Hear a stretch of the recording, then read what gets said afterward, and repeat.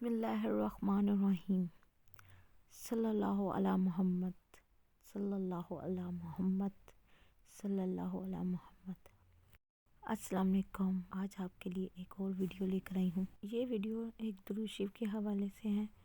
Video کی طرف جانے سے پہلے میرے چینل کو سبسکرائب کر دیں، شیئر کر دیں اور بیل کو آن لازمی کر دیں۔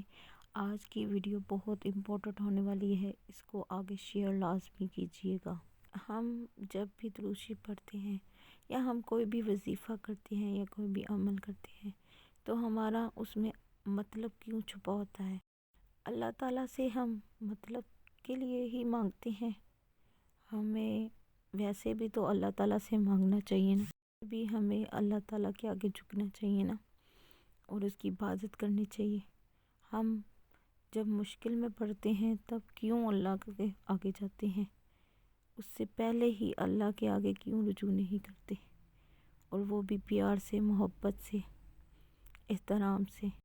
جب مشکلات پڑ جاتی ہیں تبھی ہم اللہ کی طرف رجوع کرتے ہیں۔ کبھی سوچا ہے آپ نے اور کبھی یہ نوٹ کیا ہے، جب بھی ہم مشکل میں پھنستے ہیں اللہ ہی ہماری مدد کرتا ہے۔ جب ہم رجوع کرتے ہیں اللہ پاک سے یا سچے دل سے دعا کرتے ہیں تو ہم پہلے ہی کیوں نہ اللہ تعالیٰ سے رجوع کر لیں، اللہ تعالیٰ سے پہلے ہی کیوں نہ مدد مانگ لیں۔ کیوں ہم لوگوں کے حوالے کر دیتے ہیں اپنے آپ کو؟ ہم اپنے آپ کو اللہ کے حوالے کیوں نہیں کرتے؟ ہم کیوں نہیں کر سکتے؟